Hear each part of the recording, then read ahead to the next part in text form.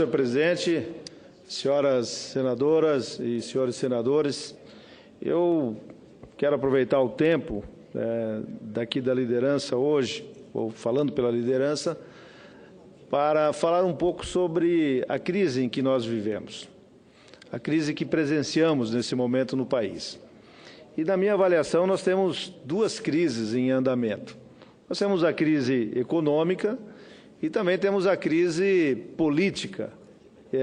E a crise política, na minha avaliação, ela é consequência da crise econômica. Tá? Já dizia, acho que o presidente Sarney, tipo assim, me dê uma boa economia e eu lhe darei uma boa política. Então, as coisas andam juntas, elas são inseparáveis. E, na minha avaliação, senhor presidente e senhoras senadoras, nós estamos aqui no Senado e também a Câmara, então o Congresso Nacional, uma responsabilidade bastante grande pela frente de avaliar aquilo que o governo dá como certo e como necessário a questão do ajuste fiscal que está sendo colocado pelo governo federal como alternativa que nós temos para a saída da crise econômica e que acho que, na sequência, criará uma possibilidade de amainar, de acalmar um pouco a crise política que temos nesse momento.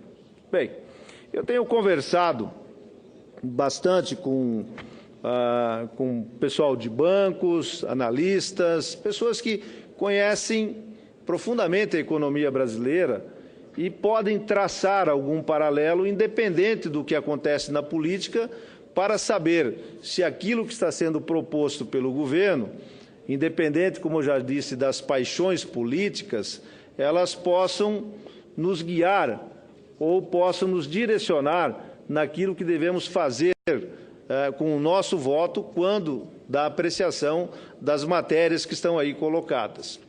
E eu já posso dizer que tenho, nesse momento, não ainda uma convicção, mas tenho um caminho a seguir e gostaria de externar aqui nesse plenário para dizer que me parece que muito provavelmente nós teremos que discutir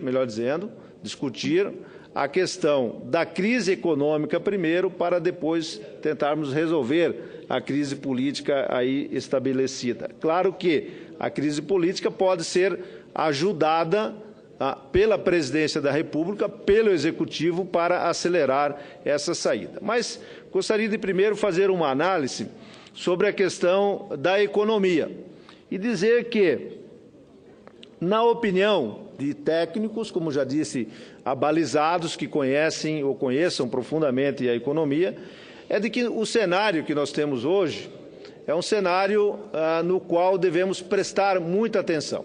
Primeiro, nós temos a possibilidade, então, de aprovarmos o ajuste fiscal, que aí está proposto, ou modificar o ajuste fiscal que aí está proposto, ou não fazer nada. Muito bem. Se optarmos, se conseguirmos politicamente resolver e aprovar as medidas que aí estão de arroxo fiscal, de ajuste fiscal, nós teríamos um cenário muito parecido ao que temos hoje no final do ano, indo para o ano que vem, em melhores condições para termos uma retomada do crescimento no país. Isso quer dizer dólar a 3,20, 3,30 no final do ano, inflação 8% até 10%, não se assuste se isso acontecer, e, na hipótese de nós não conseguirmos aprovar isso, que não tenhamos as condições políticas para fazê-la, e aí a crise política contamina mais ainda a crise econômica, nós teríamos, então, um quadro diferente do que temos hoje, um quadro bem pior do que temos hoje. Poderíamos dizer que dólar estaria situado acima de R$ 4 para comprar um dólar, e teríamos uma inflação beirando de 12% a 15% ao ano. Mas, senhor presidente, a consequência disso é muito pior, porque o esforço que está sendo feito agora, senador Aziz, e Vossa Excelência participa das reuniões na liderança junto conosco, o esforço que está sendo feito agora, o aumento que foi feito na energia, o aumento que foi feito nos combustíveis, enfim, em todos os preços administrados, foram feitos aumentos poupudos, grandes, que fizeram com que o dólar fosse atrás, chegasse lá nos seus acima de R$3. Muito bem. Se nós perdermos isso e não conseguirmos fazer esse ajuste fiscal, muito provavelmente os ajustes que foram feitos nos preços dos serviços administrados, eles não serão o suficiente para fazer frente a um dólar acima de R$4 por cada dólar comprado. Então, nós teríamos uma situação muito complicada e, por isso, a inflação acabaria escapando de 12 para cima, com toda certeza, porque teríamos que fazer um novo tarifaço para chegar aos níveis da economia que estaria sendo colocado aí no seu patamar de R$4 por $1 e coisa parecida para cima. Então, gostaria de dizer que esse é um assunto que nós temos que tratar aqui com toda a tranquilidade, independente das cores partidárias de cada um, independente daquilo.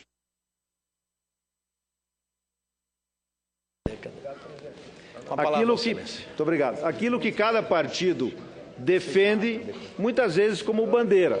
Mas a bandeira principal nesse momento é a bandeira brasileira, é o país, é o Brasil.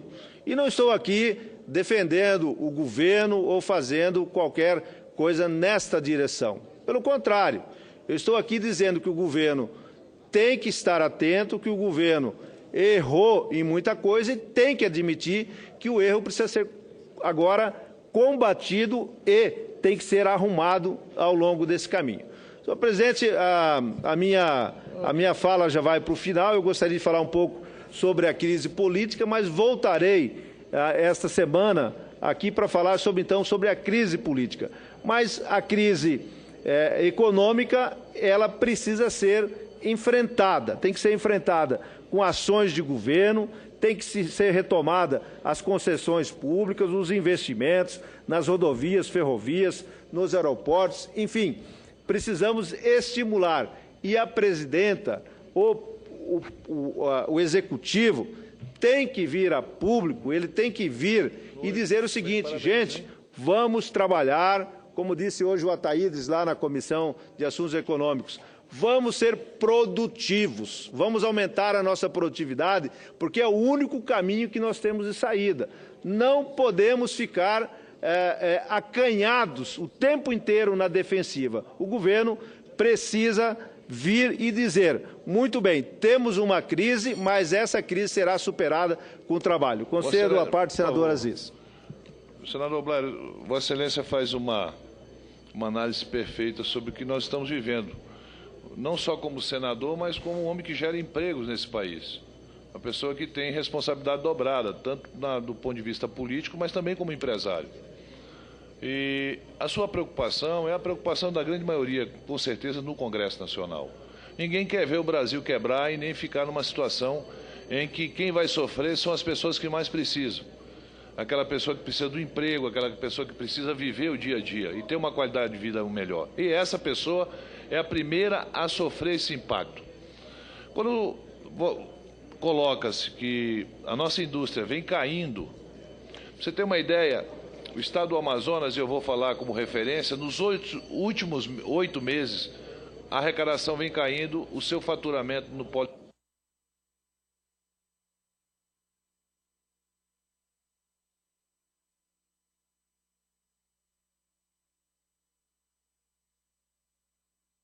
mas não temos uma política para fazer essa exportação para outros países.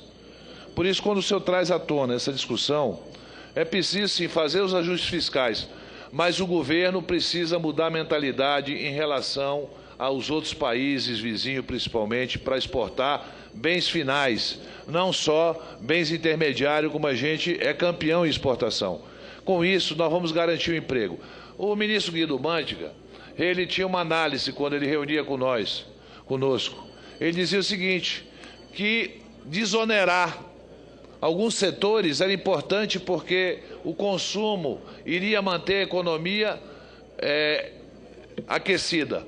Essa política que ele fez não deu certo para o nosso país. As exonerações que o governo federal começou a fazer, primeiro quebrou os municípios, depois complicou os estados. Agora que chegou no colo do governo federal, agora que ele foi atentar para isso, mas vem há muitos anos sendo alertado pelas pessoas que dirigem os municípios, os prefeitos que vêm perdendo a arrecadação. Não começou a perder 8 meses atrás, há 6, 7 anos que os municípios. Tanto é que quando o Lula era presidente, ele pegou e aumentou o repasse do Fundo de Participação dos Municípios. A presidenta Dilma também teve essa reivindicação para que fosse repassado, porque os municípios já vinham tendo esse tipo de problema. E agora a gente vê 90% dos municípios brasileiros totalmente quebrados, porque não tem uma economia consolidada e os repasses da União e dos estados não repara as perdas que tiveram nesses anos. Era isso, muito obrigado, senador Mar Aziz, senador pelo estado do Amazonas. Presidente, com a sua permissão, eu passo a palavra ao senador Ataídes para uma breve participação. Serei breve, senador Blairo Maggi. Parabenizá-lo pelo seu belo discurso. E a respeito da nossa reunião que nós tivemos, da nossa audiência com o presidente Tombini hoje pela manhã na CAI, onde eu o indaguei se o melhor remédio para combater a inflação no nosso país era a elevação da taxa de juros e não a produtividade.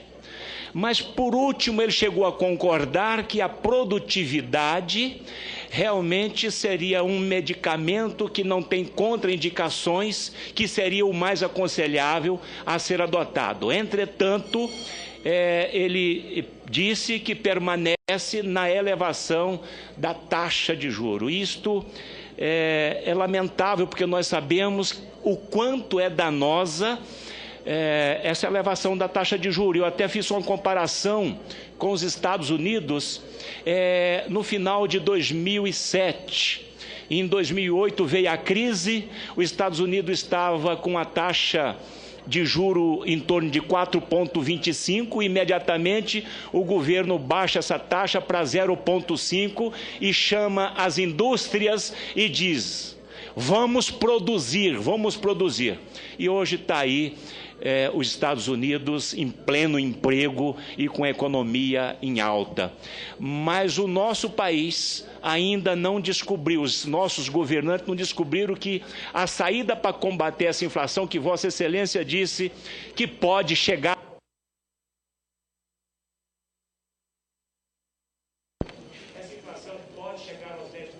e ela já ultrapassou os 8%, já está 8,12%. Isto é lamentável. Então, o que o Brasil precisa é exatamente isso: produzir, produzir e produzir. Muito obrigado. Obrigado, senador Ataídes. Muito obrigado, senhor presidente, pelo tempo que me excedi aqui. E eu voltarei, então, essa semana para concluir meu raciocínio e falar um pouco sobre a crise política que, junto com a crise econômica, nos traz no quadro que estamos aí e que nos traz a responsabilidade, senhora Marta, como parlamentares, de ajudar a resolver os problemas. Muito obrigado.